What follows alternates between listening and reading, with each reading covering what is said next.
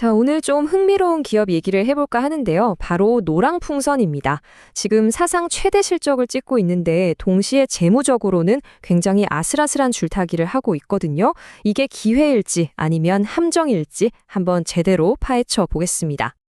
이 두 숫자가 지금 노랑풍선이 처한 상황을 딱 보여주는 거예요. 왼쪽 보시면 와, 매출 1298억 원. 사상 최대입니다.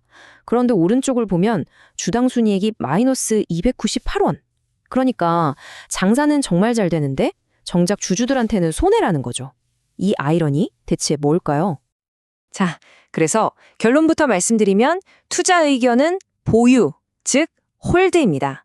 이게 무슨 뜻이겠어요? 사세요도 아니고 파세요도 아니라는 거죠. 그러니까 엄청난 기회가 보이는 동시에 그만큼 무시 못할 위험도 있다는 뜻입니다. 지금부터 이 양쪽 측면을 하나씩 아주 자세히 뜯어보겠습니다. 네, 그럼 먼저 긍정적인 부분부터 살펴볼게요. 도대체 어떤 강력한 엔진이 있길래 이런 성장이 가능한 건지, 투자자들이 노랑풍선의 어떤 점에 그렇게 큰 기대를 걸고 있는지 한번 보시죠. 자, 이게 노랑풍선의 가장 큰 무기라고 할 수 있습니다. 바로 직접 판매 비중이 무려 75%라는 점이에요.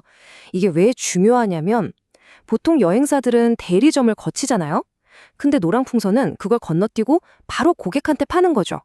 그러니까 중간 수수료가 빠져서 가격은 더 싸지고 고객 데이터는 회사에 그대로 쌓이니까 요즘 트렌드에 맞는 상품을 바로바로 내놓을 수 있는 겁니다.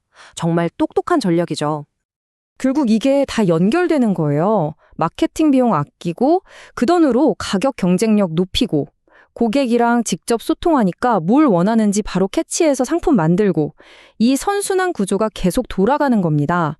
이게 바로 노랑풍선 성장의 핵심 동력이라고 볼 수 있죠. 이렇게 탄탄한 사업 모델에다가 지금 시장 상황이 완전 날개를 달아주고 있어요. 아시잖아요. 다들 여행에 목말라 있다는 거. 그 억눌렸던 수요가 지금 폭발하고 있는 겁니다. 실제로 내년 설 연휴 패키지 예약이 벌써 작년보다 25%나 늘었다고 하니까 이 분위기가 얼마나 뜨거운지 짐작이 가시죠? 그리고 회사의 포부도 정말 대단합니다. 여기서 멈추는 게 아니라 2026년까지 총 거래액 1조 5천억 원을 달성하겠다는 목표를 세웠어요. 이게 지금보다 2배 이상 큰 규모거든요. 정말 야심찬 계획이죠. 자, 여기까지가 노랑풍선의 밝은 면, 즉 성장 가능성에 대한 이야기였습니다. 근데 동전에는 양면이 있죠. 이제부터는 이 화려한 성장 뒤에 숨어있는 경고 신호들, 우리가 꼭 짚고 넘어가야 할 리스크들을 살펴보겠습니다. 매출이 쭉쭉 오르는 동안 사실 뒤에서는 다른 숫자가 아주 위험하게 커지고 있었습니다. 바로 빚이에요. 이 그래프를 보시면 부채 비율이 계속 올라서 2025년 9월에는 무려 275.6%까지 치솟을 걸로 보입니다. 이건 정말 그냥 넘길 수 없는 숫자입니다. 근데 부채보다 더 우려스러운 게 있습니다. 바로 창업지들의 움직임이에요. 최근에 전환사채를 조기 상환하기로 결정했는데 이게 무슨 말이냐면 회사에 쌓아두고 투자나 운영에 써야 할 돈이 창업주들 주머니로 들어간다는 뜻입니다. 투자자 입장에서는 이런 생각이 들 수밖에 없죠. 왜 지금 돈을 빼가지? 회사 미래에 자신이 없나? 이건 정말 심각한 위험 신호로 해석될 수 있습니다. 한 분석 보고서에서 이 상황을 이렇게 딱 한마디로 정리했습니다. 수익성이 담보되지 않은 성장의 한계. 정말 뼈아픈 지적이죠. 겉으로 보이는 성장세에만 취해 있을 수 없다는 겁니다.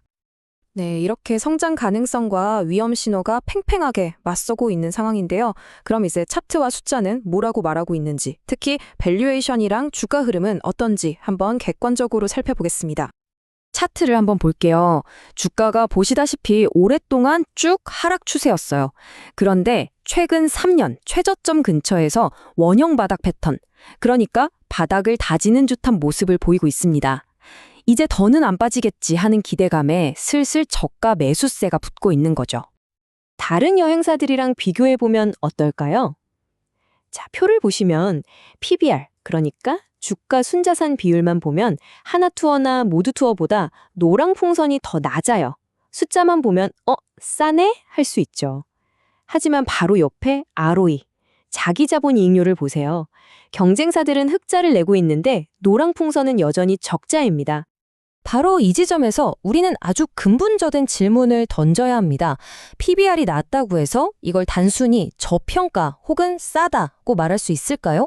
아니면 싼 데는 다 그럴 만한 이유가 있는 걸까요?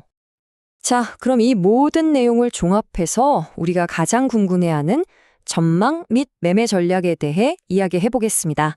그래서 이걸 사야 할지 말아야 할지, 산다면 어떻게 접근해야 할지 구체적인 시나리오를 한번 짜보죠. 결론부터 말씀드리면 이건 전형적인 하이 리스크, 하이 리턴 주식입니다. 안전하게 묻어두는 투자가 절대 아니라는 거죠. 분석에 따르면 리스크가 터질 확률이 45%나 되지만 만약 성공한다면 50% 이상의 수익도 기대해 볼 수 있는 정말 양날의 검 같은 종목입니다.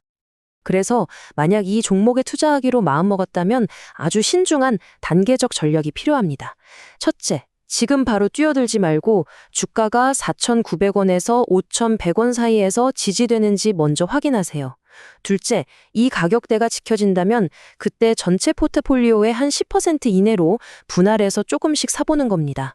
셋째, 목표가는 보수적으로 7,500원 정도로 잡고요. 그리고 가장 중요한 넷째, 만약 주가가 4,150원 밑으로 깨지면 그땐 무조건 손절한다는 원칙을 세워야 합니다. 리스크 관리가 핵심이에요. 결국 여러분의 투자 결정은 이 마지막 질문에 대한 답에 달려 있을 겁니다. 노랑풍선이 내세우는 비전 2026, 과연 이게 환상에 그칠까요? 아니면 정말 현실이 될까요? 회사의 야심찬 비전이 현재의 아슬아슬한 재무 상태를 이겨낼 거라고 믿으시는지 그 판단은 이제 여러분의 몫입니다.